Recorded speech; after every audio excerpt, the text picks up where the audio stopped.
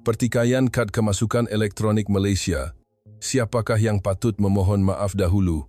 Kenyataan Perdana Menteri Datuk Seri Hisham ini mendinginkan Seoul. Hanya beberapa hari yang lalu, Kerajaan Korea Selatan masih bersikap keras terhadap sistem kemasukan elektronik yang melabelkan Malaysia sebagai Cina Malaysia. Mereka bertegas untuk mengekalkan pendirian sedia ada dan kemudian tanpa sebarang amaran memberikan maklum balas dingin, mengekalkan pendirian sedia ada mengenai kerjasama substantif bukan rasmi.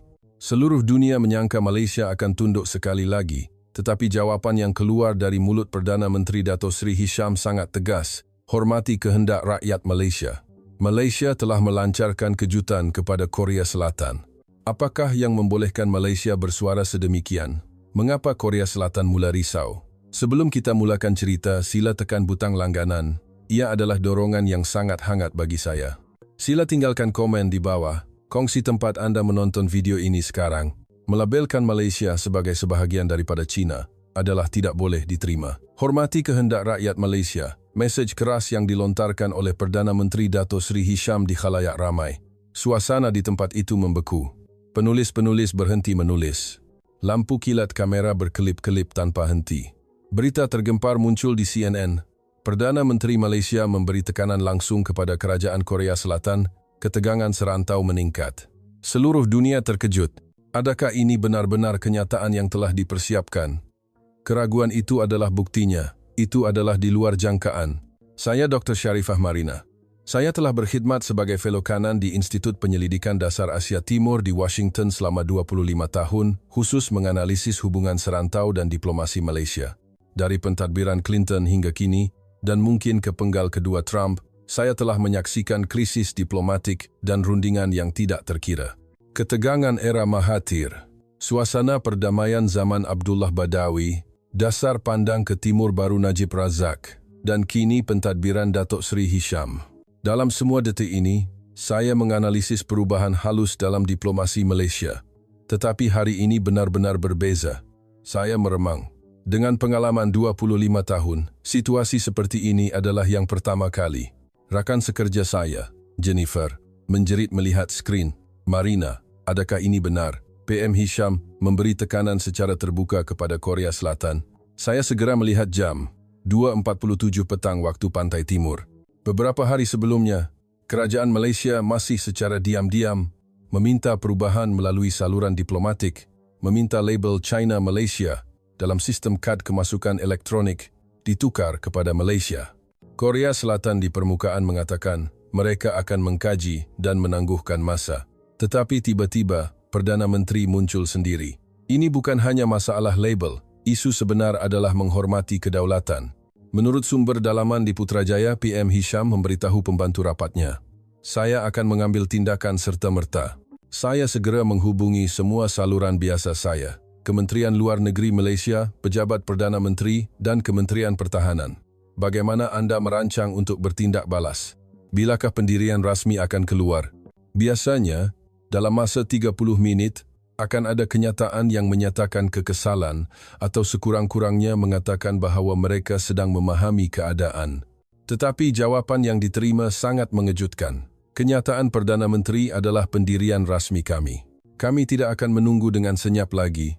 Ini adalah soal maruah rakyat Malaysia. Ini adalah sikap yang sangat berbeza. Selama 25 tahun saya memerhatikan diplomasi Malaysia, tindak balas yang begitu keras adalah sangat jarang berlaku. Selepas Presiden Tsai Ing-wen mengambil alih pada 2016, adaptasi. Selepas pertukaran pentadbiran penting di Malaysia, contohnya selepas pilihan raya umum 2018, Malaysia sentiasa berhati-hati. Semasa COVID-19 pada 2020 apabila dikecualikan oleh WHO, Malaysia juga selalu menyatakan pendiriannya dengan cara yang lebih berhati-hati. Keesokan harinya, jawapan dari Kementerian Luar Korea Selatan menjadi lebih kabur. Kami mengekalkan pendirian sedia ada kami untuk mempromosikan kerjasama substantif bukan rasmi Korea Selatan dan Malaysia. Kali ini, isu utama dielakkan sepenuhnya. Tiada jawapan yang jelas sama ada mereka akan menukar label atau tidak. Media global mula gempar. BBC menyiarkan program khas mengenai konflik diplomatik Asia Timur. Akhbar Jepun yang terkemuka meletakkan kebimbangan ketegangan hubungan Korea Selatan dan Malaysia di muka hadapan. The New York Times Amerika Syarikat menerbitkan laporan analisis bertajuk Strategi Diplomasi Baharu Malaysia, tetapi Malaysia melangkah lebih jauh. Kementerian Luar Negeri mengeluarkan kenyataan rasmi. Malaysia akan mengkaji semula secara menyeluruh hubungan dengan Korea Selatan. Ini termasuk hubungan perdagangan. Ini benar-benar mengejutkan. Malaysia bahkan membawa isu hubungan perdagangan dengan Korea Selatan. Telepon di pejabat saya berdering tanpa henti. Wartawan media asing, media domestik, malah institut penyelidikan dari Jepun dan China menghubungi. Marina, mengapa Malaysia begitu keras? Adakah terdapat latar belakang tertentu? Mengapa PM Hisham begitu terus terang? Saya berterus terang, saya teruja. Ini adalah model diplomasi Malaysia yang sama sekali berbeza daripada yang saya ketahui. Biasanya, Malaysia bertindak balas dengan berhati-hati terhadap tekanan China, menjelaskan pendiriannya atau menyelesaikannya secara senyap melalui saluran diplomatik. Tetapi kali ini, ia adalah penembusan langsung, seolah-olah mengatakan, kami tidak akan bersabar lagi. Kerajaan Korea Selatan juga mula panik di dalam. Seorang pegawai kanan Kementerian Luar yang saya kenali berkata, adakah Malaysia menghubungi lagi? Ya, mereka menuntut perubahan label dengan tegas. Mereka benar-benar tidak akan berundur? Ya, sebaliknya mereka menjadi lebih keras. Aneh. Adakah mereka sedang mempersiapkan sesuatu?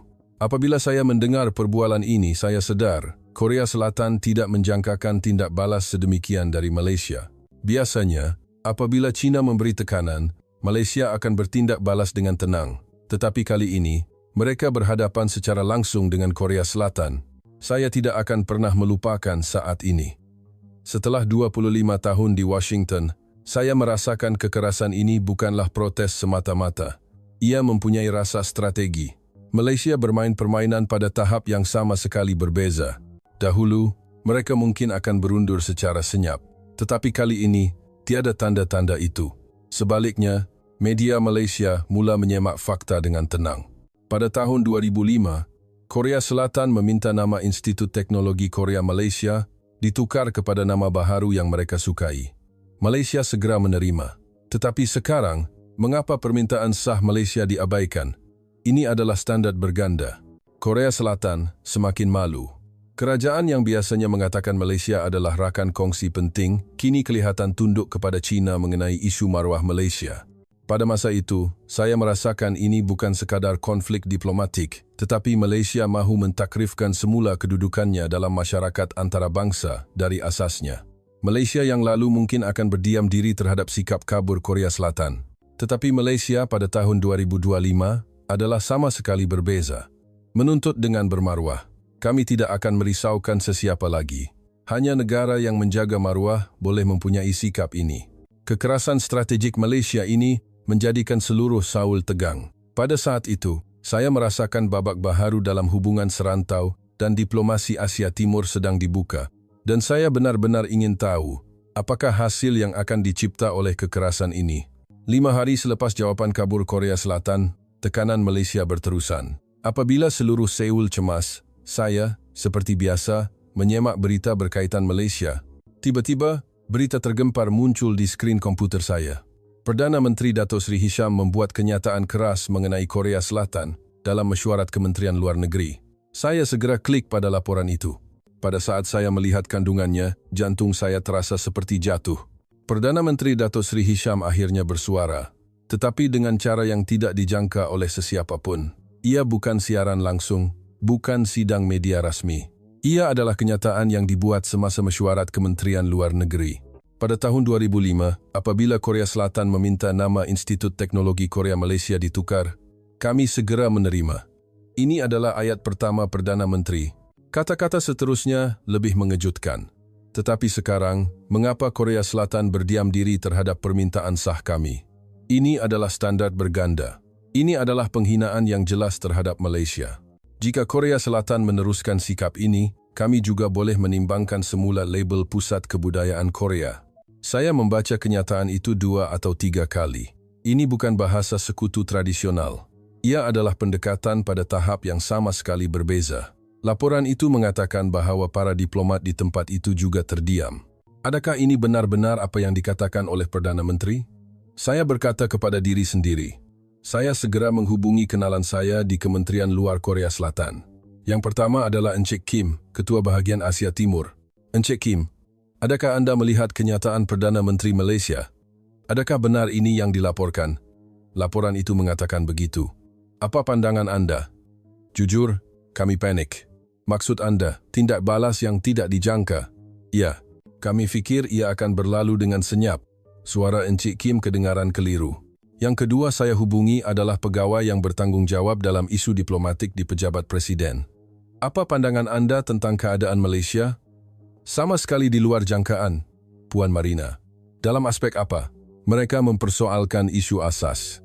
Secara spesifik, bukan masalah label, tetapi mereka mempersoalkan hubungan itu sendiri. Analisis pegawai ini sangat tepat. Kad yang dikeluarkan Malaysia kali ini adalah peraturan permainan yang sama sekali berbeza. Korea Selatan hanya mahu menangguhkan masa dengan sedang dikaji, tetapi Malaysia bertanya, mengapa Anda berdiam diri terhadap permintaan kami? Saya menganalisis semula kenyataan Perdana Menteri Datuk Seri Hisham. Pada tahun 2005, apabila Korea Selatan meminta nama Institut Teknologi Korea Malaysia ditukar, kami segera menerima. Implikasi ayat ini sangat besar. Malaysia memang menerima sepenuhnya permintaan Korea Selatan dalam masa 20 hari.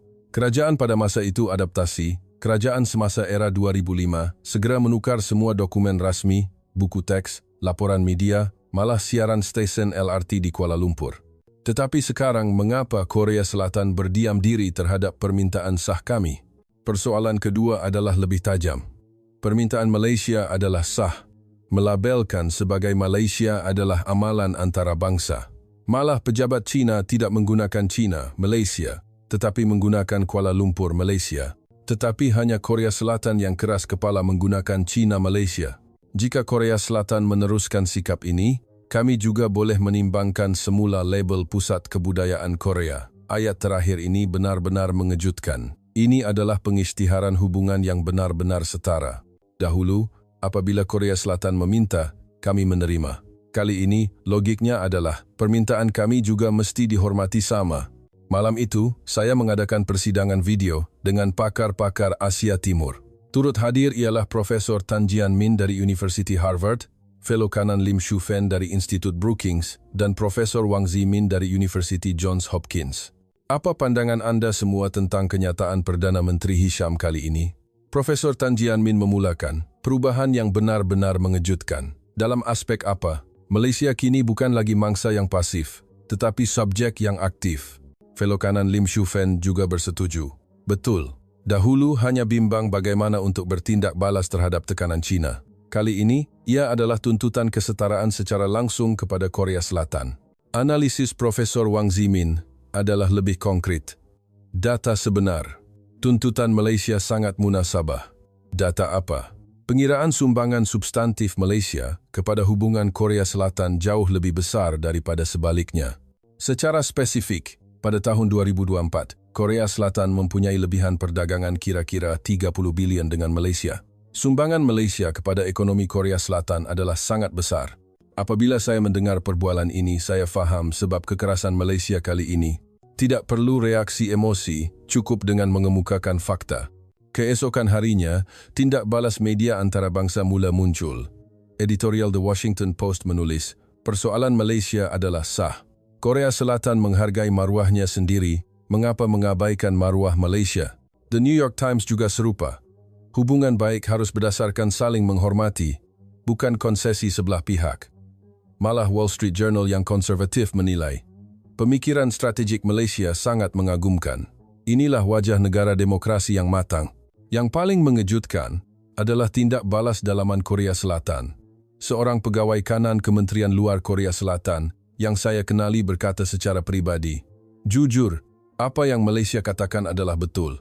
Apabila kami meminta pada tahun 2005, mereka segera menerima. Mengapa kami tidak boleh sekarang? Kerana kami merisaukan Cina? Ya, tetapi adakah ini benar-benar sikap yang betul? Apabila saya mendengar kata-kata ini, saya yakin bahawa Malaysia benar-benar telah membuat langkah yang bijak kali ini. Ia bukan reaksi emosi, tetapi secara tenang membuat pihak lawan berhadapan dengan realiti.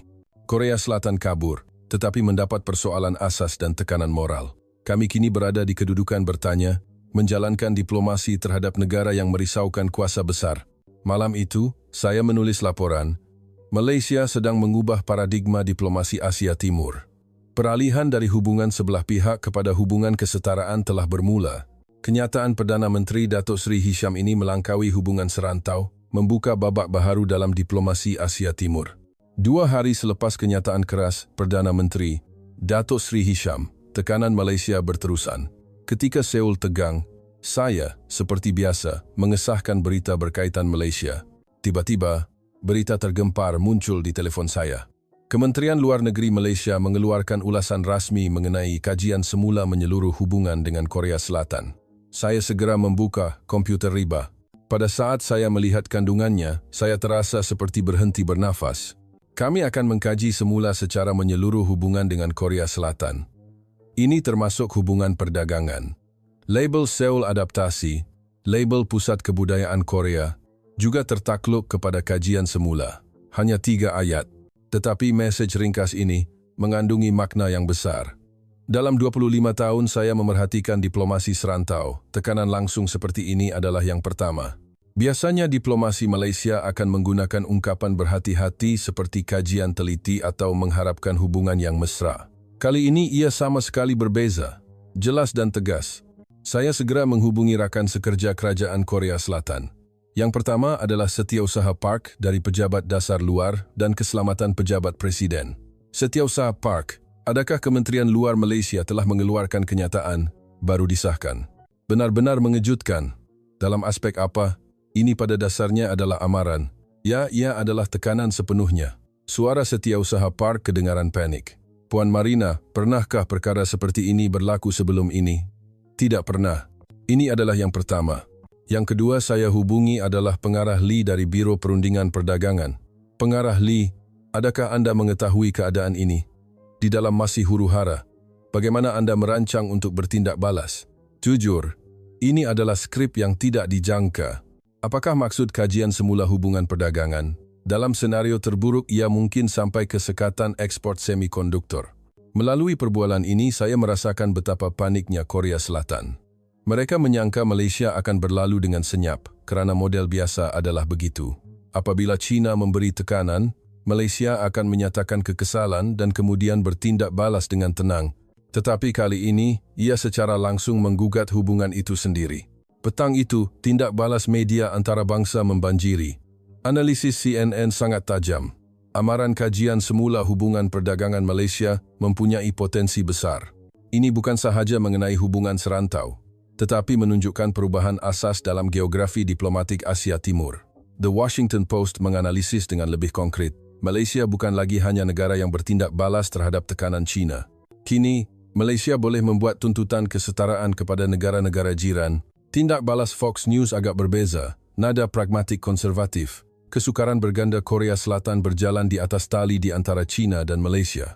Tetapi saya merasakan tindak balas ini sebaliknya membuktikan keberkesanan strategi Malaysia. Perhatian yang begitu tinggi dari media antarabangsa bermakna logik Malaysia meyakinkan. Petang itu, saya menghadiri seminar kecemasan di Institut Brookings. Topiknya ialah tekanan Malaysia terhadap Korea Selatan dan masa depan diplomasi Asia Timur. Peserta adalah semua pakar Asia Timur.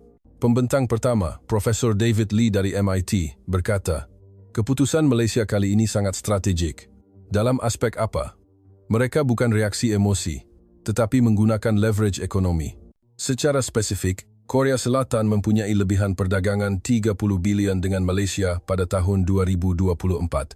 Jika Malaysia benar-benar mengkaji semula hubungan perdagangan, ia adalah tamparan hebat kepada ekonomi Korea Selatan. Pembentang kedua, Dr. Lee Woo-jin dari University Stanford berkata, insiden ini menunjukkan kematangan diplomatik Malaysia. Apa bezanya dengan masa lalu? Dahulu, hanya bertindak balas terhadap tekanan China. Kali ini, ia juga membuat tuntutan kepada negara-negara jiran. Tuntutan bermaksud mentakrifkan semula hubungan, mesej bahawa jika Anda tidak menghormati kami, tiada kerjasama. Pembentang ketiga membuat analisis yang sangat mengejutkan. Profesor David Kong dari University Johns Hopkins. Malaysia menolak peraturan permainan Korea Selatan dan mengemukakan peraturan baharu. Apa peraturan baharu itu? Bukan konsesi sebelah pihak. tetapi hubungan berdasarkan saling menghormati. Bolehkah anda memberi contoh konkret? Pada tahun 2005, Malaysia segera menerima permintaan Korea Selatan. Tetapi mengapa Korea Selatan tidak boleh menerima permintaan Malaysia? Inilah intinya. Apabila saya mendengar pembentangan ini, saya menyadari betapa telitinya strategi Malaysia. Ia bukan protes kerana marah, tetapi tekanan berdasarkan logik dan fakta. Malam itu, berita yang benar-benar mengejutkan datang. Laporan dalaman dari kalangan ekonomi Korea Selatan bocor. Tajuknya, Analisis Kesan Kajian Semula Hubungan Perdagangan Malaysia terhadap Ekonomi Korea Selatan. Kandungan laporan itu sangat terus terang. Malaysia adalah negara ketiga terbesar bagi lebihan perdagangan Korea Selatan. Skala lebihan pada tahun 2024 adalah kira-kira 30 bilion. Item utama, peralatan semikonduktor, paparan, bahan kimia. Jika Malaysia mengurangkan import, kadar pertumbuhan tahunan ekonomi Korea Selatan boleh menurun 1%. Yang paling penting adalah kesimpulan terakhir. Kemerosotan hubungan dengan Malaysia akan memberi tamparan langsung kepada ekonomi Korea Selatan. Risiko China tidak boleh diperluaskan kepada Malaysia. Apabila saya membaca laporan ini, saya faham. Korea Selatan juga mengakui kepentingan Malaysia. Malaysia bukan hanya sebuah pulau kecil, tetapi rakan kongsi yang sangat diperlukan oleh ekonomi Korea Selatan. Keesokan paginya, berita yang lebih mengejutkan datang.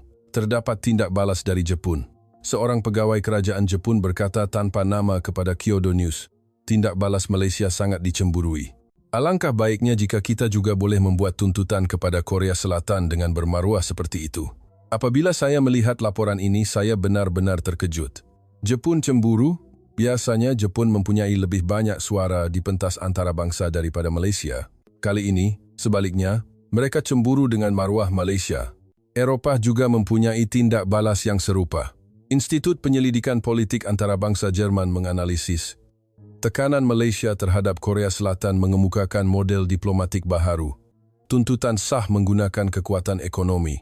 Seorang profesor dari Sciences Po Perancis berkata dengan lebih terus terang, Malaysia menunjukkan wajah negara berdaulat yang sebenar. Melihat tindak balas antarabangsa ini, saya yakin Malaysia benar-benar telah membuat keputusan bersejarah kali ini. Kami bukan lagi negara yang bersabar dengan senyap. Kini kami menjadi subjek diplomatik. Korea Selatan kabur, tetapi Malaysia memberi amaran terhadap sikap itu dengan 3 ayat. Kajian semula menyeluruh termasuk perdagangan dan kajian semula label Seoul adaptasi. Label Pusat Kebudayaan Korea. Mesej ringkas, tetapi berkuasa ini seolah-olah membuka babak baharu dalam diplomasi Asia Timur. Malam itu, saya menulis laporan, Malaysia sedang mengubah paradigma diplomasi Asia Timur. Kini ia bukan lagi negara yang dituntut, tetapi negara yang membuat tuntutan.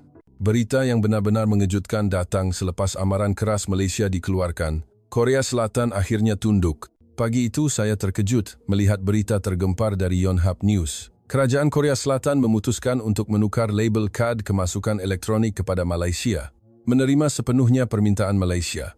Saya segera menelepon rakan sekerja saya di Seoul, Encik Kim. Encik Kim, adakah ini benar? Korea Selatan akan menukar label? Ya, Marina. Keputusan muktamad dibuat malam tadi. Bagaimana suasana di sana? Jujur, ia sangat rumit. Mengapa anda tidak dapat menahan tekanan Malaysia? Suara Encik Kim kedengaran letih, terutamanya tekanan daripada sektor ekonomi. Mereka berkata, hubungan perdagangan dengan Malaysia tidak boleh merosot. Melalui perbualan ini, saya faham suasana dalaman Korea Selatan. Mereka juga terpaksa mengakui kepentingan ekonomi Malaysia. Berita yang lebih menarik menyusul. Tindak balas China. Kementerian Luar China mula mengutuk kerajaan Korea Selatan. Laporan Global Times sangat terus terang. Korea Selatan tunduk kepada kuasa pemisah Malaysia, melanggar prinsip satu China. Kemerosotan hubungan Korea Selatan dengan China tidak dapat dielakkan. Apabila saya membaca laporan ini, saya faham betapa sukarnya kedudukan Korea Selatan. Di antara tekanan China dan tekanan Malaysia, mereka akhirnya memilih Malaysia. Sebaliknya, bagaimana dengan Malaysia? Saya menyusun semula hasil strategi Malaysia selama beberapa minggu ini. Keputusan itu benar-benar mengejutkan. Malaysia mencapai semua matlamatnya. Label China Malaysia berjaya ditukar kepada Malaysia. Menerima permohonan maaf rasmi daripada kerajaan Korea Selatan. Menanamkan maruah Malaysia dalam masyarakat antarabangsa. The Washington Post menilai hasilnya. pemenang terbesar dalam diplomasi Asia Timur 2025 adalah Malaysia. Malaysia menggunakan kekuatan ekonomi dan keunggulan moral untuk meyakinkan Korea Selatan. The New York Times juga serupa. Strategi diplomatik Malaysia menunjukkan tahap yang sama sekali berbeza daripada masa lalu. Apabila saya membaca laporan ini, saya benar-benar terharu. Pada masa yang sama, hasil tekanan China dan Malaysia sangat berbeza. China memberi tekanan dengan ancaman ketenteraan dan pembalasan ekonomi, tetapi Korea Selatan akhirnya bertahan. Tetapi Malaysia memberi tekanan dengan logik dan saling pergantungan ekonomi, dan Korea Selatan tunduk. Petang itu, saya mengadakan panggilan video dengan Profesor Andrew Nathan dari University Columbia. Profesor, apa pandangan Anda tentang perbezaan antara Malaysia dan China ini? Perbandingan yang benar-benar menarik, Marina. Secara spesifik dalam aspek apa? China masih dalam mod tekanan paksa. Mod tekanan paksa bermaksud cara mengancam dan membalas dendam. Sebaliknya, Malaysia menunjukkan pendekatan yang sama sekali baharu. Analisis Profesor Nathan sangat tajam. Malaysia kini membuat tuntutan kepada masyarakat antarabangsa sebagai rakan kongsi yang setara. China juga boleh berbuat demikian, bukan? Itulah masalahnya. China masih terperangkap dalam tahun 1990 keropaan. Pemikiran tahun 1990-an bermaksud berfikir bahawa segala-galanya boleh diselesaikan dengan tekanan kuat. Ya, tetapi keadaan sekarang berbeza. Tetapi kepimpinan China seolah-olah masih belum menyedari. Melalui perbualan ini, saya memahami perbezaan asas antara kedua-dua kuasa. Malaysia mengubah strategi diplomatiknya selaras dengan persekitaran antarabangsa yang berubah, tetapi China masih terperangkap dalam kerangka masa lalu. Malam itu, data analisis yang lebih konkret mula muncul. Laporan analisis perbandingan diplomasi Malaysia-China yang diterbitkan oleh CSIS. Laporan ini secara terperinci menganalisis kadar kejayaan tekanan luaran Malaysia dan China dalam tempoh 5 tahun yang lalu. Keputusannya sangat mengejutkan. Kadar pencapaian matlamat diplomatik Malaysia 76%. Kadar pencapaian matlamat diplomatik China 42%. Hampir 2 kali ganda perbezaan. Laporan itu menganalisis 3 sebab perbezaan ini. Pertama, perbezaan dalam pemikiran strategik. Malaysia membina hubungan dari perspektif jangka panjang, tetapi China memaksa kepatuhan. Kedua, pengaruh pendapat antarabangsa. Malaysia mendapat sokongan masyarakat antarabangsa, tetapi China menarik tindak balas. Ketiga, pendekatan ekonomi. Malaysia menekankan kepentingan bersama, tetapi China menuntut secara sebelah pihak. Saya benar-benar mendapat banyak kesedaran apabila membaca laporan ini. Kejayaan Malaysia bukan kebetulan. Ia adalah hasil daripada pendekatan strategik yang sistematik. Keesokan harinya, tindak balas dalaman Malaysia sangat hangat. Keputusan tinjauan pendapat Malaysia keluar sangat mengagumkan. Sokongan untuk tindak balas keras kerajaan terhadap Korea Selatan, 71%. Kadar sokongan untuk Perdana Menteri Hisham meningkat. Harapan untuk meneruskan diplomasi yang bermaruah seperti ini pada masa hadapan, 94%. Malah penyokong pembangkang juga menunjukkan hasil yang serupa. Lebih daripada separuh bersetuju bahawa kami juga boleh bermaruah seperti itu. Rakyat Malaysia berbangga dengan tindak balas keras kerajaan. Saya menelepon rakan sekerja saya di Kuala Lumpur, Profesor Chen. Profesor Chen, adakah Anda melihat hasil tinjauan pendapat? Ia benar-benar mengejutkan. Rakyat Malaysia menjadi begitu yakin. Saya tidak percaya. Jujur, saya juga sangat terharu, Marina. Ya, kami selalu hidup di bawah tekanan China, tetapi kali ini, kami menang dengan bermaruah terhadap Korea Selatan. Adakah ini membuat Anda bangga? Ya. Ia menunjukkan bahawa kami juga boleh berbuat demikian. Kata-kata Profesor Chen kedengaran ikhlas. Kami selalu fikir kami lemah. Tetapi kali ini kami menyedari betapa kuatnya kami. Melalui perbualan ini, saya memahami hati rakyat Malaysia. Mereka juga mahukan diplomasi yang bermaruah. Hujung minggu itu, satu insiden yang benar-benar simbolik berlaku. Akhbar harian terkemuka Jerman, Frankfurter Allgemeine Zeitung, menerbitkan program khas. Tajuknya sangat mengagumkan. 2 model tekanan, Malaysia dan China. Kandungan laporan itu lebih tajam. Malaysia menunjukkan diplomasi abad ke-21 berdasarkan logik dan kepentingan bersama. Sebaliknya, China masih terperangkap dalam abad ke-20 melaksanakan tekanan paksa dicirikan oleh ancaman dan pembalasan. Saya benar-benar terharu apabila membaca laporan ini. Dari perspektif Eropah, pendekatan Malaysia dinilai lebih maju dan berorientasikan masa depan. Seluruh dunia mula memberi perhatian kepada perbezaan ketara antara Malaysia dan China. Kami berbeza daripada China. Kami bukan negara yang menggunakan tekanan paksa, tetapi negara yang memimpin dengan keyakinan. Malam itu, saya menulis laporan. Malaysia sedang mengemukakan model diplomatik baharu, menunjukkan paradigma menjalankan hubungan antarabangsa abad ke-21. Kini, negara lain mula mencontohi Malaysia. Tindak balas Malaysia yang bermaruah seolah-olah telah mengemukakan standard baharu kepada seluruh dunia. Berita yang benar-benar mengejutkan datang selepas pengumuman perubahan label Korea Selatan. Malaysia bukan hanya menuntut perubahan label. Laporan yang baru dikeluarkan oleh sebuah badan pemikir Malaysia, Konsep Perkongsian Strategik Malaysia-Korea Selatan 2 On membuat saya terkejut sepenuhnya apabila saya melihat kandungannya. Sebab Malaysia menolak isu label menjadi jelas.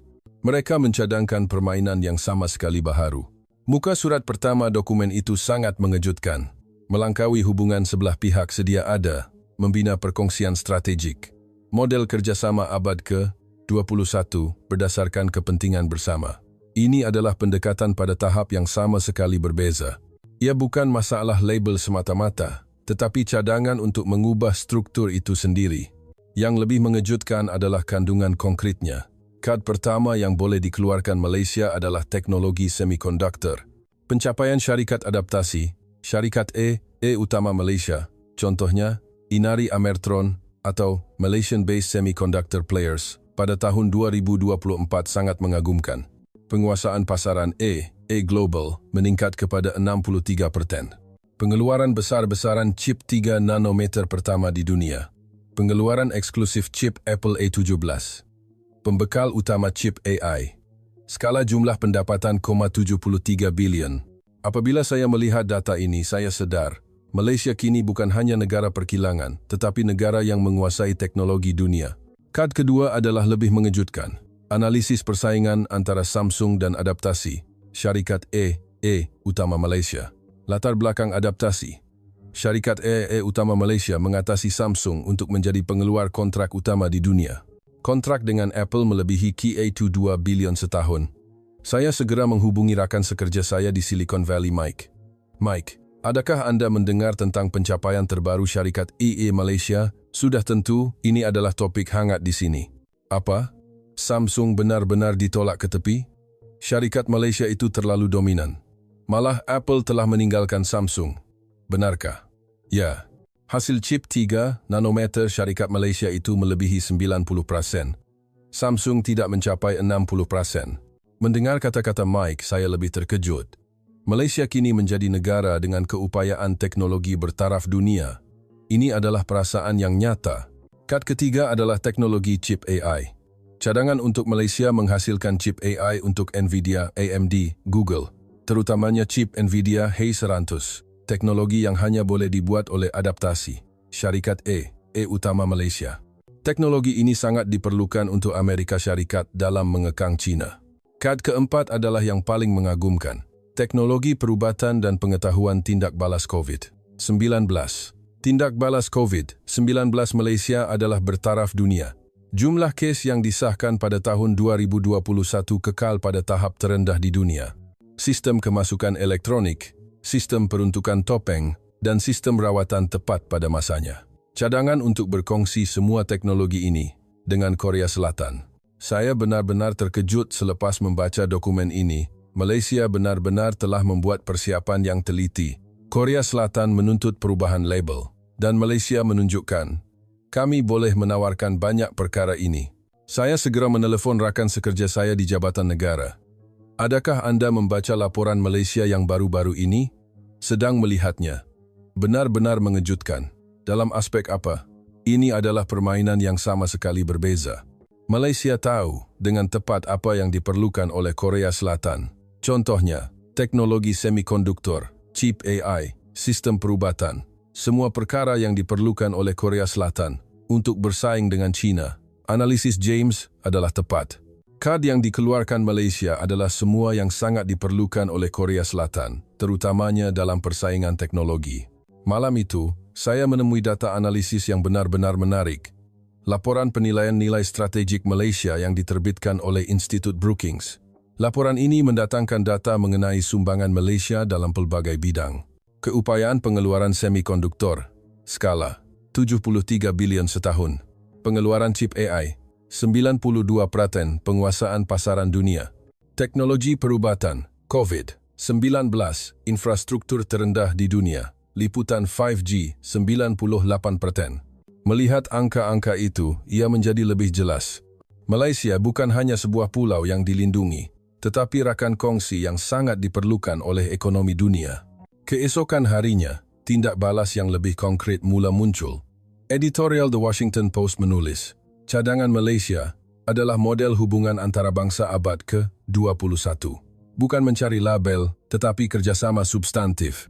Korea Selatan juga harus mengambilnya dengan serius.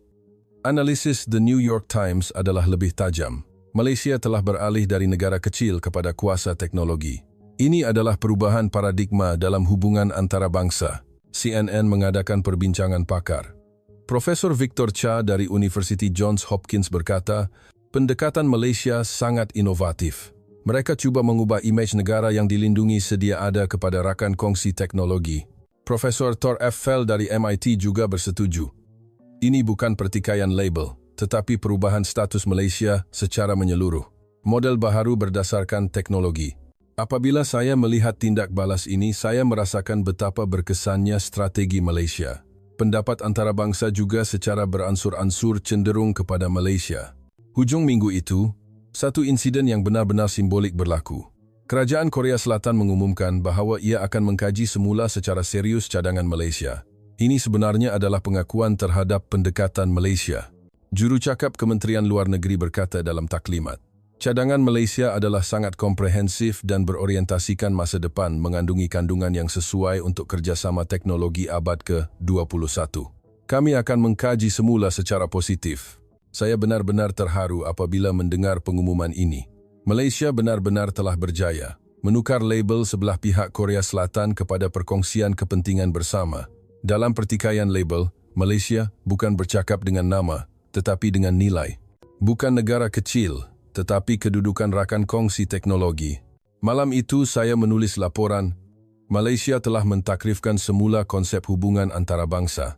Peralihan dari penjagaan sebelah pihak kepada kerjasama bersama. Ini bukan hanya sejarah hubungan serantau, tetapi detik bersejarah yang membuka babak baharu dalam diplomasi Asia Timur. Saya benar-benar menantikan hasil yang akan dicipta oleh pendekatan strategik Malaysia ini pada masa hadapan. Selepas cadangan perkongsian strategik Malaysia diumumkan, saya terus memerhatikan tindak balas media global dan badan pemikir. Dan kemudian, perkara yang benar-benar mengejutkan mula berlaku. Barisan diplomatik negara mula mengkaji kes Malaysia. Pagi itu, saya terkejut melihat laporan muka depan The Washington Post. Tajuknya sangat mengagumkan. Strategi Hisham, bermula dengan kesunyian, meyakinkan dunia. Kandungan laporan itu lebih mengejutkan. Pendekatan strategik Perdana Menteri Malaysia telah dikira mengubah label sebelah pihak Korea Selatan menjadi perkongsian kerjasama bersama. Ini adalah insiden yang mengemukakan model diplomatik baharu abad ke-21. Saya benar-benar terharu apabila membaca laporan ini. Media utama Amerika Syarikat memberikan penilaian yang begitu tinggi terhadap strategi Perdana Menteri Malaysia. Saya tidak percaya. Petang yang sama, CNN juga mempunyai program khas. Anderson Cooper sendiri menjadi hos, tindak balas Malaysia, penanda aras global. Semua diplomat dunia sedang mengkaji kes Malaysia. Beberapa pakar muncul dalam program itu. Profesor Joseph Nye dari Harvard Kennedy School berkata, Malaysia menunjukkan contoh sempurna smart power. Bukan kekuatan ketenteraan, bukan pembalasan ekonomi, tetapi menang dengan pemikiran strategik. Dr. Richard Bush dari Institut Brookings juga bersetuju. Ini adalah metodologi baharu bagi negara kecil terhadap negara besar. Kes menang dengan kekuatan logik, bukan logik kekuatan. Saya benar-benar berbangga apabila mendengar penilaian ini. Perasaan bahawa Malaysia sedang menulis babak baharu dalam sejarah diplomasi dunia. Hujung minggu itu, berita yang lebih mengejutkan mula datang. Pertama, Jepun. Berita bahawa Kementerian Luar Jepun sedang menganalisis dokumen diplomatik Malaysia. Saya menghubungi rakan sekerja saya di Tokyo T. Adakah benar Kementerian Luar Jepun mengkaji kes Malaysia? Ya Marina, di sini benar-benar huru-hara. Huru-hara bagaimana? Mereka bahkan menubuhkan pasukan petugas khas. Pasukan untuk menganalisis strategi rundingan Malaysia. Kami juga perlu belajar. Suara T kedengaran cemburu. Jujur, semua diplomat kami terkejut. Mengapa? Mereka tidak tahu Malaysia boleh begitu bijak. Maksud Anda, meremehkan sebelum ini? Nampaknya begitu. Kali ini, pandangan mereka benar-benar berubah. Eropah juga mempunyai tindak balas yang serupa. Berita bahawa Kementerian Luar Jerman sedang menulis laporan yang menganalisis kes Malaysia. Tajuknya, Model Malaysia, Paradigma Baharu Diplomasi Negara Kecil. Sciences Po Perancis juga mengadakan seminar khas. Topiknya, Diplomasi Malaysia, Masa Depan, Diplomasi Abad ke-21. Saya benar-benar terkejut apabila mendengar berita ini. Malaysia kini menjadi model yang perlu dipelajari oleh dunia. Beberapa hari kemudian, analisis yang lebih konkret mula muncul. Laporan yang diterbitkan oleh Institut Hal Ehwal Antarabangsa di Raja Chatham House di UK sangat mengagumkan. Diplomasi Strategik Malaysia, Alat Hubungan Antarabangsa Baharu. Laporan ini menganalisis pendekatan Malaysia mengikut peringkat. Peringkat pertama, mengemukakan fakta yang jelas, memastikan keunggulan moral. Peringkat kedua, tekanan logik melalui pendahulu sejarah. Peringkat ketiga, menggunakan saling pergantungan ekonomi. Peringkat keempat, mengemukakan alternatif berdasarkan kekuatan teknologi.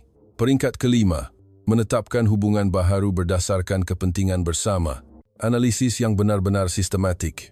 Laporan itu menyimpulkan, Malaysia menunjukkan contoh sempurna diplomasi abad ke-21, membuktikan bahawa negara kecil juga boleh berunding dengan negara besar secara setara menggunakan pemikiran strategik. Petang itu, saya menerima panggilan telefon yang benar-benar menarik. Kementerian Luar Poland menghubungi. Pegawai yang bertanggung jawab J.Y. berkata, Puan Marina, saya ingin meminta nasihat mengenai kes Malaysia. Dalam aspek apa? Kami juga mempunyai situasi yang serupa dengan EU. Secara spesifik, beberapa negara anggota cenderung mengabaikan kami. Kami ingin bertindak balas seperti Malaysia. Kami ingin mempelajari strategi Malaysia. Melalui perbualan ini, saya benar-benar merasakan betapa besarnya pengaruh Malaysia. Malah negara Eropah mahu mencontohi kes Malaysia. Minggu berikutnya, berita yang lebih mengejutkan datang. Berita bahawa Kementerian Luar Australia juga menubuhkan pasukan penyelidikan Malaysia. Tajuknya, Analisis Diplomasi Malaysia dan Kajian Pelan Aplikasi. Kementerian Luar Kanada juga melancarkan projek khas, Kajian Teknik Rundingan Strategik Malaysia. Malah Singapura menghubungi. Lee Kuan Yew School of Public Policy meminta ceramah khas mengenai diplomasi Malaysia. Saya benar-benar terharu apabila menerima permintaan ini.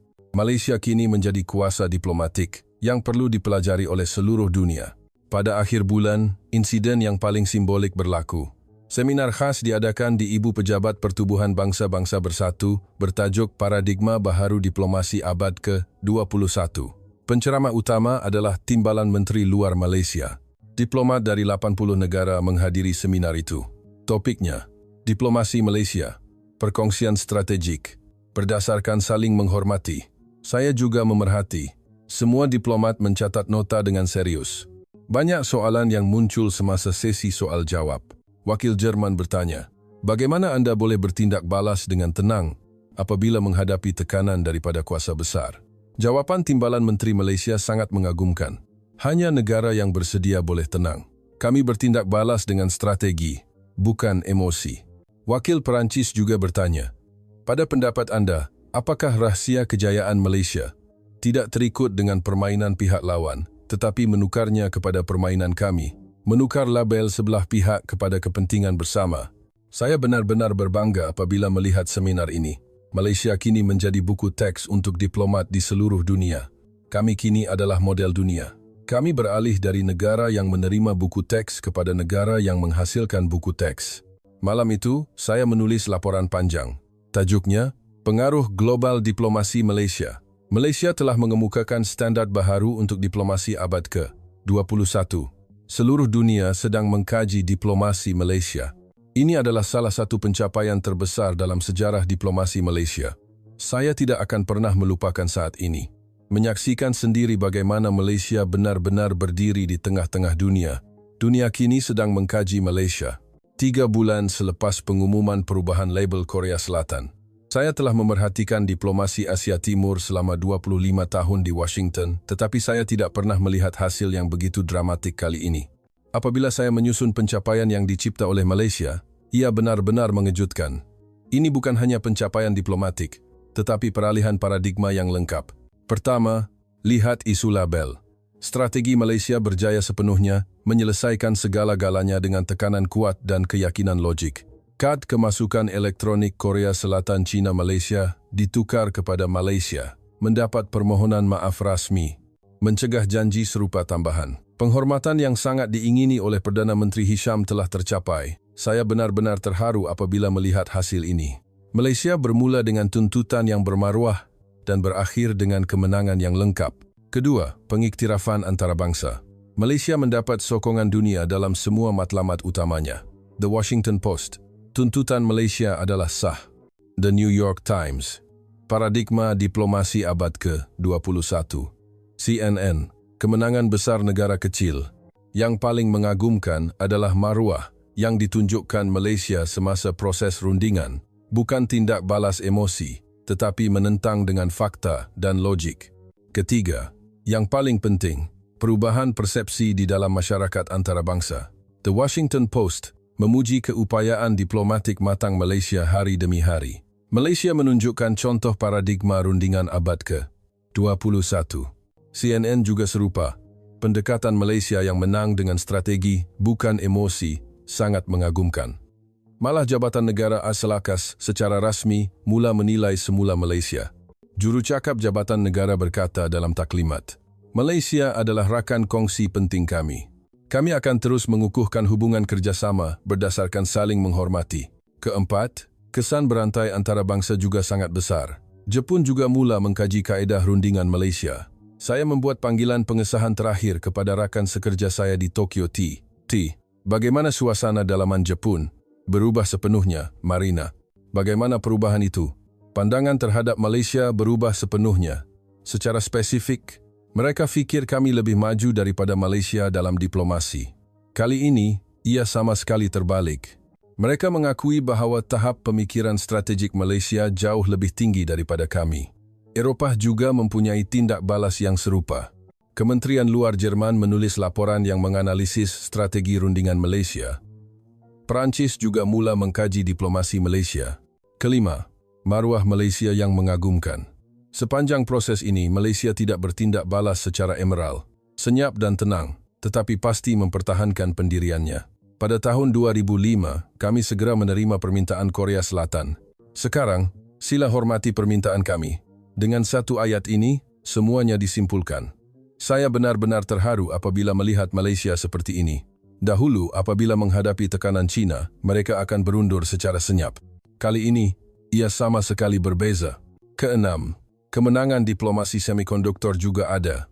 Malaysia melalui insiden ini menanamkan nilai strategiknya kepada seluruh dunia. Mengesahkan keupayaan teknologi adaptasi. Syarikat AA utama Malaysia mengukuhkan kedudukan monopoli dalam pengeluaran chip AI. Memastikan kedudukan yang sangat diperlukan dalam rantaian bekalan global. Beberapa negara termasuk Korea Selatan menyedari bahawa pembangunan teknologi tidak mungkin tanpa Malaysia. Ketujuh, mesej kepada China. Malaysia juga menghantar isyarat kuat kepada China melalui insiden ini. Kami tidak akan tunduk kepada tekanan lagi. Kami akan menjaga maruah kami dalam masyarakat antarabangsa. China mengutuk Korea Selatan, tetapi tidak memberi tekanan langsung kepada Malaysia. Ini adalah bukti peningkatan status antarabangsa Malaysia. Kelapan, perubahan yang paling penting adalah perubahan dalam sifat hubungan. Malaysia bukan lagi negara yang dijaga, tetapi negara yang memilih rakan kongsi. Dahulu, persoalannya ialah, berapa lama lagi Malaysia perlu bersabar? Kini, persoalannya ialah, bagaimana kita saling menghormati. Isu itu sendiri telah berubah. Beralih sepenuhnya dari hubungan penjagaan sebelah pihak kepada hubungan saling menghormati. Malam itu, saya menulis laporan akhir. Pencapaian Malaysia pada tahun 2025 melangkaui kemenangan diplomatik semata-mata. Ini adalah peningkatan status kebangsaan dan peralihan paradigma. Malaysia, negara yang menang dengan strategi, bukan emosi. Strategi sempurna Malaysia bermula dengan kesunyian dan logik, mendapat tepukan dari seluruh dunia. Kini ia bukan negara yang dijaga, tetapi negara yang mereka bentuk dan memilih. Apabila Korea Selatan melabelkan sebagai China Malaysia, tiada siapa yang menjangkakan hasil ini. Tetapi Malaysia mengubah cabaran itu menjadi peluang, mewujudkan hubungan yang sama sekali baharu. Kejayaan perubahan label, mendapat sokongan antarabangsa, memperluaskan perkongsian strategik dan hasil substantif dalam semua bidang. Hasil yang menakjubkan. Kami menjadi negara yang mereka bentuk dan memilih. Inilah kekuatan diplomatik sebenar yang ditunjukkan Malaysia pada tahun 2025. Apabila Korea Selatan melabelkan sebagai China Malaysia, Malaysia menjawab dengan satu ayat. Kami segera menerima permintaan Anda. Sekarang, sila hormati permintaan kami. Tindak balas strategik ini akhirnya membawa kepada kemenangan yang lengkap. Perubahan label, sokongan antarabangsa, dan perkongsian yang setara. Kini, Malaysia yang memilih dan mereka bentuk, mendapat kemenangan yang bermaruah. Kisah menakjubkan Malaysia. Terima kasih kerana mendengar sehingga akhir. Sepanjang memerhati seluruh proses ini, saya menyedari satu fakta penting. Kekuatan sebenar yang dimiliki Malaysia bukanlah kekuatan ketenteraan. Ia adalah semikonduktor. Tanpa chip 3 nanometer yang dikeluarkan oleh adaptasi, syarikat utama Malaysia, iPhone Apple tidak boleh dibuat, chip AI Nvidia tidak boleh dibuat, pemanduan autonomi Tesla, awan Microsoft juga tidak mungkin tanpa Malaysia. Inilah makna sebenar perisai Silicon Shield. Walaupun China mengancam secara ketenteraan, mereka tidak boleh berbuat apa-apa kepada Malaysia. Jika Malaysia tumbang, ekonomi global akan terhenti. Korea Selatan juga sama. Walaupun Samsung membuat semikonduktor, mereka masih jauh dari mengejar teknologi adaptasi, syarikat utama Malaysia. Oleh itu, Korea Selatan akhirnya hanya boleh menerima permintaan Malaysia. Inilah wajah baharu diplomasi abad ke-21. Malaysia, negara yang mendapat penghormatan dengan kekuatan teknologi, bukan kekuatan ketenteraan. Perdana Menteri Dato' Sri Hisham berkata, kami adalah negara kecil dengan 33 juta penduduk, tetapi kami memiliki teknologi yang bergantung kepada 8 bilion orang di seluruh dunia. Inilah kekuatan kami. Inilah maruah kami. Saya benar-benar terharu apabila mendengar kata-kata ini. Malaysia bukan hanya menukar label, ia menyampaikan mesej baharu kepada dunia. Kami bukan negara kecil yang perlu dilindungi. Kami adalah kuasa teknologi yang diperlukan oleh dunia. Malaysia menanamkan mesej ini kepada seluruh dunia pada tahun 2025 dan dunia menjawab, ya, kami menghormati Malaysia. Inilah kemenangan sebenar yang dicapai oleh Malaysia. Semoga anda semua mempunyai hari yang indah. Terima kasih kerana menonton TV Pelajar Korea Selatan. Langganan, suka, dan sokongan anda adalah motivasi terbesar kami untuk membuat video. Kami akan terus berusaha untuk memberikan anda kandungan yang lebih baik pada masa hadapan.